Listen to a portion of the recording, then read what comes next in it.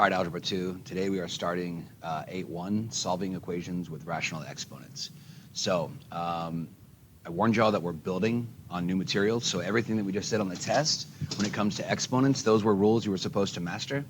The test was graded rather cruelly, so make sure you understand that because we need this. I don't need y'all to know this a little bit. I need you to have this mastered. And so I am moving forward with the idea that you have mastered these exponents. And if you have not mastered these exponents yet, then we're going to hunt you down and make you master these exponents. So with that said, get into it. This is, of course, your reference sheet. They're showing you the reminder, basically up here, talking about what these things are. Let me go ahead and help you comprehend this. Basically, it's just saying, for instance, if I had x to the 3/4, let's just say I had an example like that. It would mean I rewrite it with the denominator goes here inside the little radical house, and then the main body goes inside here, and then the numerator goes right there. So it's just kind of saying that.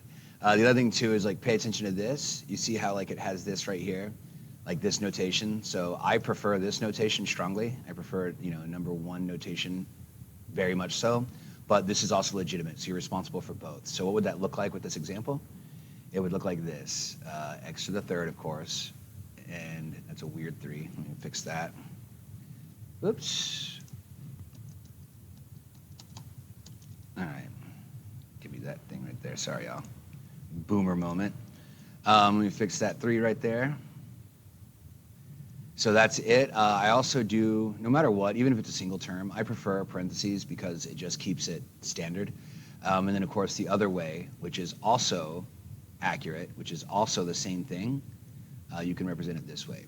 Again, I don't like it this way. It's not as intuitive this way to me as it is this way.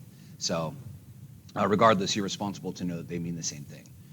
So with that said, this is just a review of stuff like here. This is the note process of how you solve for rational equations. You can go back and look at these steps. Y'all know my opinion on these. Reading them first is weird. It doesn't do much. So I'm going to show you how to do this first. Then you can go back and check the steps and be like, okay, yeah, we got this. So there is a weird thing. We're going to have to check for extraneous solutions again. This is a little note at the bottom that basically is like, oh, if you have an even on the numerator and an odd on the denominator, and remember, numerator is north, that means up, that's the top of the fraction. Denominator, down, that's the bottom of the fraction. So if you have the numerator as even and the denominator as odd, it means it has 2 solutions. Do you know what I think about that? Like, that's neat and great, but I would just get in the habit of checking for extraneous solutions every time. Like, every single time I would just check for extraneous solutions. And the reason why I would do that is because sometimes you make an error in getting the right answer. And so when you check for your extraneous solutions, even though it may not have 2 solutions, you may in fact reveal you made an error in your work. So just check for the solutions every time. And yes, it's a part of the grade. You have to check for extraneous solutions. If it's not there, you're losing credit. So it is a necessary piece. And as I've told y'all, I've worked in the STEM field before, and I've told you this math is not necessary. This one is. You got to know which one actually matters and which one doesn't. All right, we're going to talk about this. So what I'm going to do is talk about the first thing with your, what's it called? Your prior knowledge. And your prior knowledge is simple. This is what we know about equations. We basically want to get all the variables on one side and everything else on the other side. And the way we do that is in stages of opposites. We'll do something on one side and then we'll do it on the other side. And that's really what we've been doing over and over and over again. So this is very difficult to figure out how to get rid of this. So let me go ahead and show you, number one, how this works. So you have this right here. The question is, how in the world do I get this exponent to disappear? And this is the weird trick. You have to raise this up into a certain power of some sort, but what does that look like? And before I even talk about that, I'm going to have to go back to fractions. Once again, we're at fractions. You have to have your rules down. If you don't have your rules down, you are officially behind. You've been behind for a few grade levels at this point. These fractions have to come down. I am working with other teachers currently and my mentor to figure out how in the heck to get y'all to get these rules. You have to have these rules. These aren't optional. So learn them.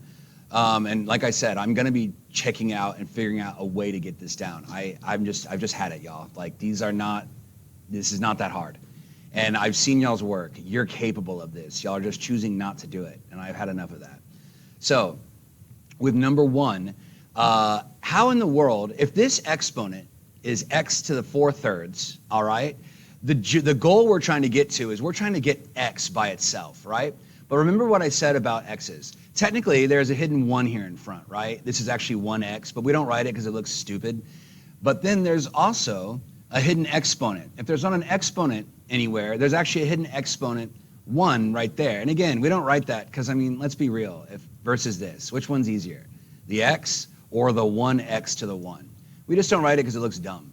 But the x and the 1x to the 1, they're the same exact thing. So let me take you over here. So if I had 3x plus 2 equals 14, you may not know this, but there's actually an exponent 1 that's sitting in there the whole time. So let me solve this equation real quick, and I'm just making this up. You can just pay attention. You don't have to like solve anything right now. I have this. There's technically a 1 right there. I want to get rid of this 3, going to divide it out, and I end up with x equals 4. But technically, it's x to the 1 equals 4. We just don't write x to the 1 because it looks stupid. So how do we change 4/3 into a 1? We have rules that we've been using. We basically have rules that allow us to, for instance, if I had x to the 3rd, those are my terrible 3 again. If I had x to the 3rd times x to the 4th, the rules for exponents when it comes to this, we're multiplying. The rule is to add them together, right? That's pretty cool. What if I did an exponent times an exponent? If I did an exponent times an exponent, like this, right? An exponent raised to the power of an exponent, then we're going to multiply it together. And we end up with x to the 12th. This is just what the test was over. This is, in theory, the stuff you've mastered. Now what if I had x to the 7 over x to the 4th, right? Then what we're supposed to do here is we're supposed to subtract it. 7 minus 4 is 3, and then we put it up in this part, and we're done. So we know that we can manipulate these exponents. The question is, how do we get this thing turned into 1? And let me show you something cool about fractions. Are you ready? I'm going to show you something neat. If I had 4 over 5 times 5 over 4. Now, the rules for fractions for multiplication, multiplication is the easy one. It's just multiply straight across, multiply straight across. So numerator to numerator, denominator to denominator. You multiply straight across. 4 times 5 is 20. 5 times 4 is 20. 20 divided by 20 is 1. Check that out. I started with the fraction, and then I multiplied by another fraction, and I ended up with 1. All right, let's do another one. 3/7 times 7 over 3. Okay, cool. Let me do this. 3 times 7 is 21. All right. 7 times 3 is 21. All right. What is 21 divided by 21? 1.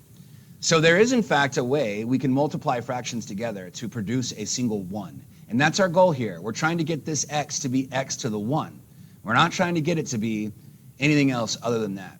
So this is what that looks like. Are you ready? I'm going to use the power exponent. When I'm going to undo an exponent, I have to raise it to some power. Either using radicals, using fractions, something has to take place. And remember, these exponents are the same thing as the radical houses. They're just written differently. So watch my work. I am going to solve this equation for you now. Now that I've ranted the whole time, I'm going to solve it. What am I going to do here? Well, check it out. What's the problem that I have?